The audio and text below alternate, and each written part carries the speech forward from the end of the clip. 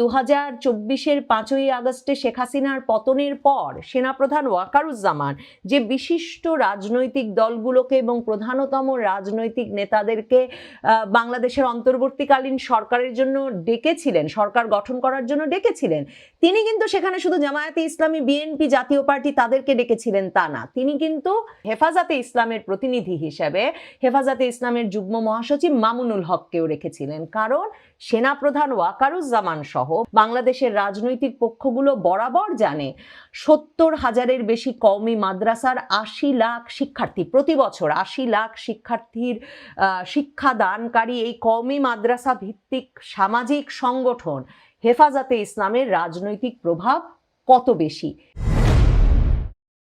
বাংলাদেশে নির্বাচন যত এগিয়ে আসছে এবং নির্বাচন এগিয়ে আসার সাথে সাথে বাংলাদেশের সর্ববৃহৎ ইসলামপন্থী দল জামায়াতে ইসলামীর নির্বাচনে একটা ভালো ফলাফল করবার সম্ভাবনা জোরদার হয়ে উঠছে। এবং যখন জামায়াতে ইসলামী বলছে যে তারা সকল ইসলামপন্থীদের ভোট এক বাক্সে নিয়ে আসতে চায়, যখন বাংলাদেশে 2024-এর আগস্টের পর থেকে শক্তিশালী একটি রাজনৈতিক পক্ষ হিসেবে জামায়াতে ইসলামীর উত্থান হয়েছে এবং তারপর তাদের সঙ্গে যখন ইসলামী আন্দোলন বাংলাদেশের একরকমের ঐক্য হয়ে গেছে বলে নিশ্চিত হওয়া যাচ্ছে, তখন সেই ঐক্য আরও শক্তিশালী করেছে ইসলামপন্থীদের জোটকে।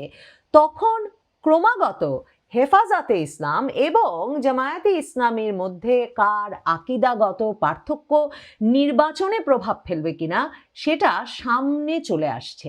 প্রায়শই হেফাজতে ইসলামের আমির শাহ মুহিবুল্লাহ বাবুনগরী অত্যন্ত গুরুত্বের সঙ্গে যে কোনো সমাবেশের সুযোগ পেলেই একেবারে সুনির্দিষ্টভাবে বলছেন যে তাদের অনুসারীরা, মানে হেফাজতে ইসলামী বাংলাদেশের পক্ষ থেকে তারা তাদের অনুসারীদেরকে আহ্বান জানান যাতে তারা কিছুতেই জামায়াতে ইসলামীকে ভোট না দেয় এবং জামায়াতে ইসলামীর কে আগামী সংসদ নির্বাচনে ভোট না দেওয়ার এই আহ্বান জানিয়ে হেফাজতে ইসলামের বাংলাদেশের আমির শাহ মুহিবুল্লাহ বাবুনগরী শুক্রবার রাতে চট্টগ্রামের হাটহাজারী উচ্চ বিদ্যালয় মাঠে এক বিরাট সম্মেলনে বলেছেন যে মওদুদি ফিতনা করলে, প্রতিহত না করলে দেশে ইসলাম থাকবে না। মানে এই যে হেফাজতে ইসলামের বা কওমি মাদ্রাসা পন্থীদের জামায়াতে ইসলামের মওদুদিবাদের প্রতি যে প্রতিরোধ, তার একেবারে সুনির্দিষ্ট ঘোষণা আমরা কিন্তু এমনকি প্রায়ই অন্তর্বর্তীকালীন সরকারের উপদেষ্টা মাহফুজ আলম তার ফেসবুক স্ট্যাটাসেও দেখি। তো এই মওদুদিবাদ কি, যেই মওদুদিবাদকে হেফাজতে ইসলামের আমির প্রতিহত করতে বলছেন, দেখেন কি নিয়ে হঠাৎ করে আবারও এই কথা বলে হেফাজতে ইসলামের আমির শিরোনামে এলেন। তিনি শিরোনামে এলেন জামায়াতে ইসলামীর আকিদা ভ্রান্ত বলে, জামায়াতে ইসলামীর ফিতনা প্রতিহত করতে হবে বলে। কারণ জামায়াতে ইসলামীর এখনকার একজন শীর্ষস্থানীয় নেতা, বাংলাদেশের একজন প্রভাবশালী আইনজীবী ব্যারিস্টার শিশির মনির, তিনি সুনামগঞ্জ থেকে নির্বাচন করবেন জামায়াতে ইসলামীর দাঁড়িপাল্লা নিয়ে। এবং শিশির মনির তার এলাকায় গিয়ে জনসংযোগের এক পর্যায়ে পূজা চলছিল, যেহেতু দুর্গা পূজা চলছিল, এরকম সময়ে এমন এক মন্তব্য করে বসেন যে বাংলাদেশে হিন্দু মুসলমান যেমন একই মুদ্রার এপিঠ ওপিঠ একসাথে বাস করবে, তেমনি বাংলাদেশে রোজা এবং পূজা সবই চলবে। তার একটি মন্তব্যকে ধরে হেফাজতে ইসলামের আমির বলছেন যে মওদুদিবাদীরা শাহবাগকে সত্যের মাপকাঠি মানেন না, ইসলামের পর্দা প্রথাকে তারা অস্বীকার করেন। জামায়াত নেতা শিশির মনির পূজা এবং রোজাকে এক আখ্যায়িত করে ঈমান হারা হয়েছেন। মুহিবুল্লাহ বাবুনগরী বলছেন যে কুফরি যাতে প্রতিষ্ঠিত না হয় সেজন্যে সামনের নির্বাচনে জামায়াতে ইসলামীকে ভোট দেওয়া যাবে না। যারা পূজা রোজা এক বলে এগুলোকে ইসলাম, নবী রাসূলদের দেখানো সোজা রাস্তায় চলতে হবে। মানে জামায়াতে ইসলামীর ইসলামকে যথেষ্ট ইসলাম বলে মনে করেন না হেফাজতে ইসলামের আমির, এবং তারা মনে করেন যে এই যে ব্যারিস্টার শিশির মনিরের মন্তব্য, এটা একটা সরাসরি কুফরি। আমরা শুনে আসি ব্যারিস্টার শিশির মনির কি বলছেন। হেফাজতে ইসলামের সন্দেহ হিন্দুদের ভোট পেতে, হিন্দুদের মনোরঞ্জন করতে জামায়াতে ইসলামীর নেতারা এ ধরনের বক্তব্য দিচ্ছেন। শুনে আসি ব্যারিস্টার শিশির মনিরের যে বক্তব্যটি সামাজিক যোগাযোগ মাধ্যমে ভাইরাল হয়েছে, হেফাজতে ইসলামকে আবারও জামায়াতে ইসলামীকে প্রতিহত করার ডাক দিতে উদ্বুদ্ধ করেছে। Concomitant side of the same coin, একই মুদ্রা, এপিঠ এবং অপিঠ। এপিঠে আছে শাপলা, অপিঠে আছে আনারস। আমরা একই মুদ্রার এপার এবং ওপার। এটাই হলো একদিকে রোজা, আরেকদিকে হলো পূজা। এই রোজা এবং পূজা মিলে বাংলাদেশ, রোজা এবং পূজা মিলে ভাটি বাংলা। একসাথে মিলে আমরা একসাথে বড় হব, একসাথেই বেঁচে থাকবো, একসাথেই সংগ্রাম করব, একসাথেই হারিয়ে যাব। দেখেন, মৌদুদিবাদ কেন ক্ষতিকর সেটা না ব্যাখ্যা করেন মাহফুজ আলম, না ব্যাখ্যা করেন হেফাজতে ইসলামের আমির মুহিবুল্লাহ বাবুনগরী। তার কথা হচ্ছে রোজা পূজা একসঙ্গে চলতে পারে না। সম্ভবত তার কথার জবাব দিতেই ওলামা আলেমগণের এক সমাবেশে জামায়াতে ইসলামের আমির তিনি আবার ঢাকায় বলেছেন যে জামায়াতে ইসলামী ধর্মের ভিত্তিতে জাতিকে বিভাজিত করার পক্ষে নয়। তিনি বলেছেন যে সর্বশেষ আদমশুমারি অনুযায়ী দেশের 90.8% মানুষ মুসলমান, বাকিরা হিন্দু, বৌদ্ধ, খ্রিস্টান। কাজে আমরা ধর্মের ভিত্তিতে জাতিকে বিভাজিত করার পক্ষে নই, আমরা একটা ঐক্যবদ্ধ জাতি দেখতে চাই।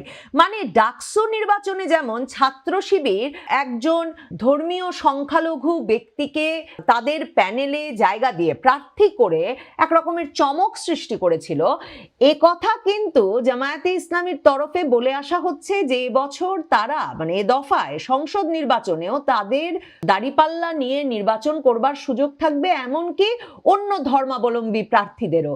এই বিষয়গুলো এক রকমের অনুমোদন করছেন না হেফাজতে ইসলামের রাজনীতিকরা, বিশেষভাবে এই কারণে, কারণ হেফাজতে ইসলামের আমিরের আসলে প্রধান দ্বন্দ্বের জায়গা কিন্তু এই আলেম ওলামাদের ওপরে জামায়াতে ইসলামী প্রভাব বিস্তার করে কিনা, নাকি হেফাজতে ইসলামের যে প্রভাব রয়েছে সেটা তারা বজায় রাখতে পারেন। আসলে প্রতিদ্বন্দ্বিতাটা এক রকমের প্রভাব বিস্তারের। দুই পক্ষই কিন্তু সুনির্দিষ্টভাবে নির্বাচনের মাধ্যমে, রাজনীতিতে অংশগ্রহণের মাধ্যমে শেষ পর্যন্ত ইসলামী শাসন কায়েম করতে চান।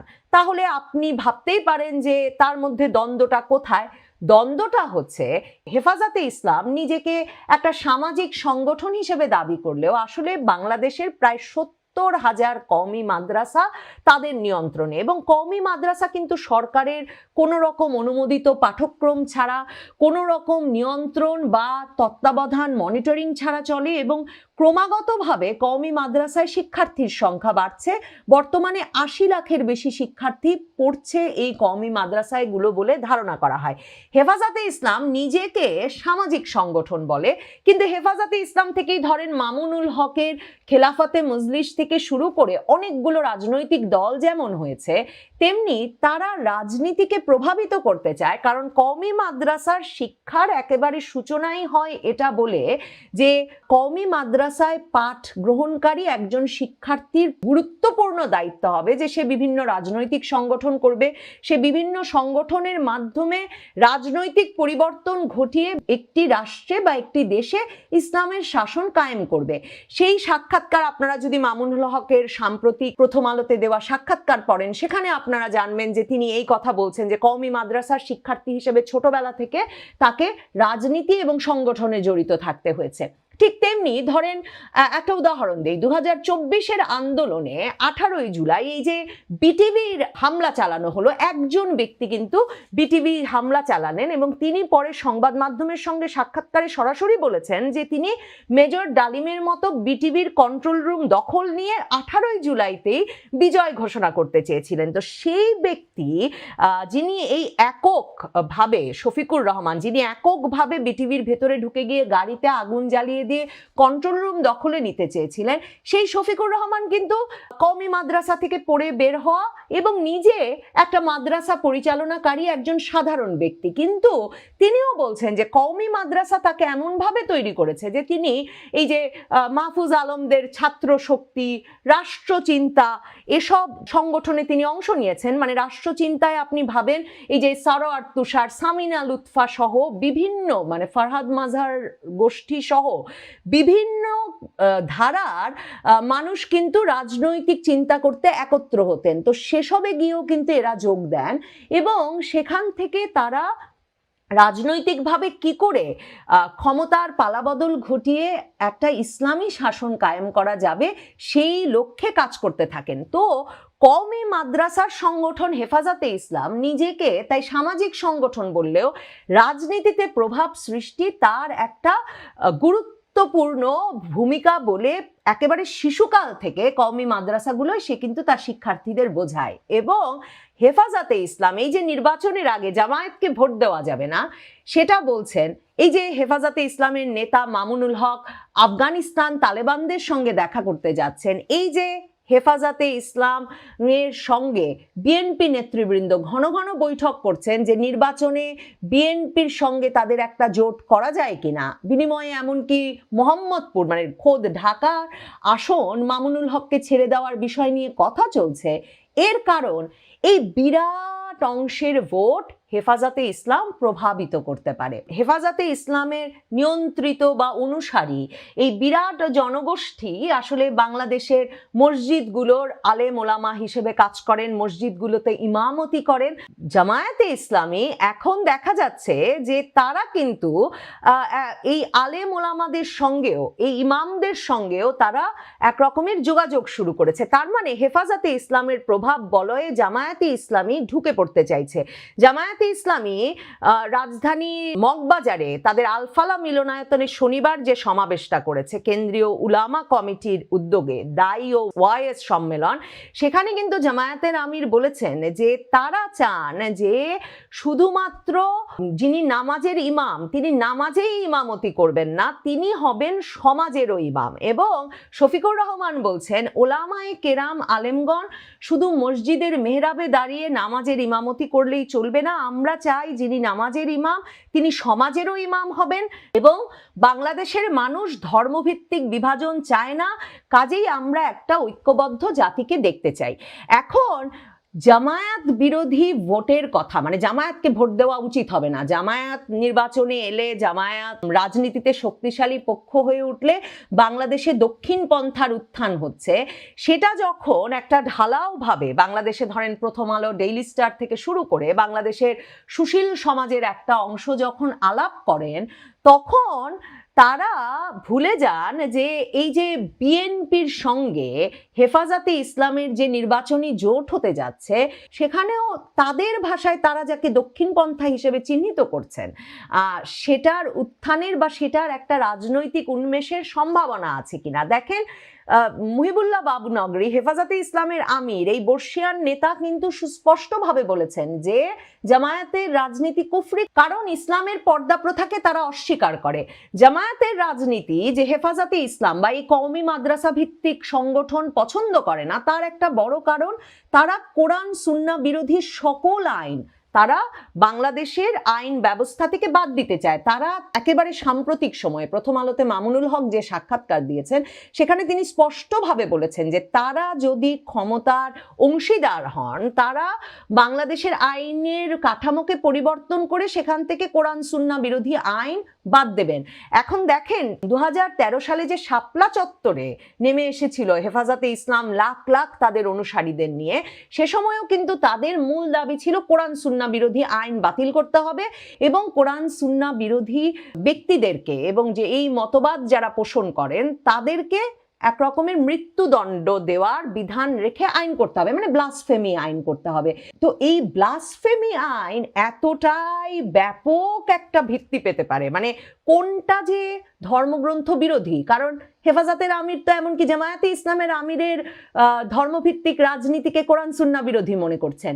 সেটা কিন্তু সমাজে একটা বড় বিভক্তির সৃষ্টি করবে। হেফাজতে ইসলামকে নিয়ে সেই শঙ্কা কিন্তু গুরুতরভাবে, বিশেষ করে সেই 2008-এ যখন তারা প্রথম রাজপথে নেমে এলো, বাংলাদেশের তখনকার সরকার যে নারী নীতি প্রণয়ন করতে চেয়েছিল তার বিরুদ্ধে, তখন থেকে কিন্তু সচেতন মানুষের এটা একটা আলাপের বিষয়। এবং দেখেন, মামুনুল হক প্রথম আলোর সঙ্গে সাক্ষাৎকারে স্পষ্টতই বলছেন যে কোরআন সুন্নায় যেহেতু আছে, তারা মনে করেন যে বহু বিবাহ থাকা উচিত বাংলাদেশের আইনে। তারা মনে করেন বাংলাদেশের আইনে বিবাহের বয়স যেটা নির্ধারিত আছে সেটা পরিবর্তন করা উচিত।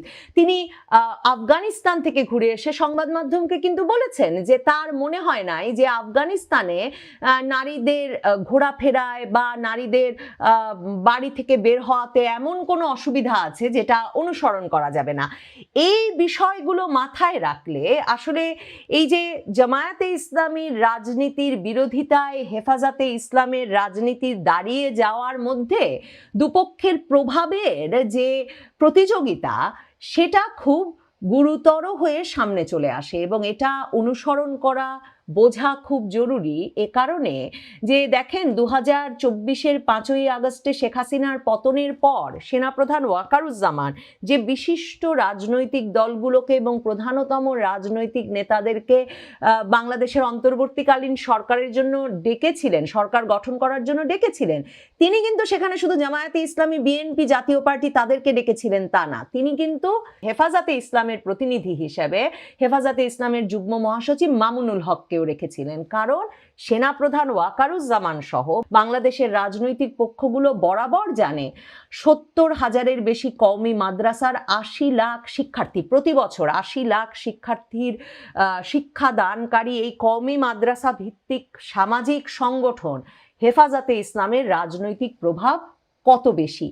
সে কারণেই শেখ হাসিনাও কিন্তু সেই শাপলা চত্বরের বিরাট সমাবেশের পর তখনকার হেফাজতে ইসলামের নেতৃত্ব আহমদ শফির সঙ্গে একের পর এক বৈঠক করে তাদের সর্বোচ্চ ডিগ্রি দাওরায়ে হাদিসকে মাস্টার্সের সমমান দিয়ে প্রত্যাশা করেছিলেন যে তারা সরকারকে একটা স্পেস দেবে যে কারিকুলামে পরিবর্তন আনতে, কওমি মাদ্রাসার পাঠ্যক্রমে সরকার কোনো পরিবর্তন আনতে পারে কিনা, কওমি মাদ্রাসা ভিত্তিক শিক্ষা নিয়ে যে বিরাট অংশের ছাত্ররা পাশ করে আসেন তারা সমাজে ইমামতির বাইরে, মসজিদের ইমামতির বাইরে অন্য পেশায় গিয়ে গুরুত্বপূর্ণ ভূমিকা রাখতে পারেন কিনা, এই আলাপগুলো করবার চেষ্টা কিন্তু করেছিলেন শেখ হাসিনা।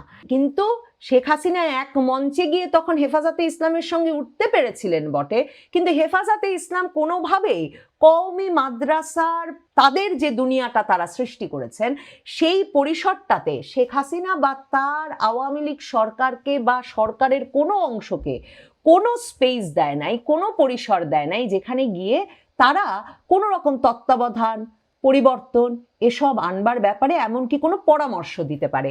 কাজেই জামায়াতে ইসলামীর রাজনীতি প্রতিরোধে, জামায়াতে ইসলামের মৌদুদিবাদের সমালোচনায় মুখর হেফাজতে ইসলামের আমির মুহিবুল্লাহ বাবুনগরী হয়েছেন বটে, হেফাজতে ইসলাম সরাসরি জামায়াতের রাজনীতিকে প্রতিহত করতে বলছেন বটে, কিন্তু বিএনপির মতো একটি মধ্যপন্থার রাজনৈতিক দল বলে যারা নিজেদের পরিচিতি দিতে চায়, সেই দলটির সঙ্গে নির্বাচনী ঐক্য গড়ে তুলতে হেফাজতে ইসলামের ব্যাপক আগ্রহ প্রমাণ করে যে তারা রাজনীতিতে নির্বাচনের আগে আগে এই সময়টায় বড় ধরনের ভাগ চাইছে, রাজনৈতিক প্রভাব বিস্তারে। যত বড় জনসংখ্যাকে তারা প্রতিনিধিত্ব করে সেই ভাগ চাওয়া জায়েজ, সেই ভাগ চাওয়াই স্বাভাবিক। কিন্তু হেফাজতে ইসলামের সঙ্গে ঐক্য বিএনপির হলে বিএনপির রাজনীতির ভবিষ্যৎ বা বিএনপির রাজনৈতিক আদর্শের ভবিষ্যৎ বা তাতে কি প্রভাব পড়ে হেফাজতের রাজনীতির, সেই হিসেবগুলো কিন্তু মাথায় রাখা, আলোচনা করা, নজর রাখা অত্যন্ত গুরুত্বপূর্ণ। নির্বাচন যত এগিয়ে আসবে আমার মনে হয় এই মেরুকরণটা নিয়ে আলাপ আরো বাড়বে। হেফাজতে ইসলাম আগামী নির্বাচন আসনে কিছু কিছু সুবিধা পেতে সম্ভবত জামায়াত বিরোধী অবস্থান আরো শক্ত করবে, আর জামায়াতে ইসলামী নিশ্চয়ই একটা উপায় বের করতে হবে যার মাধ্যমে তারা এই কওমি মাদ্রাসা ভিত্তিক এবং মসজিদ ভিত্তিক রাজনীতির ভেতরেও তাদের প্রভাব বিস্তারে সক্ষম হয়ে ওঠে।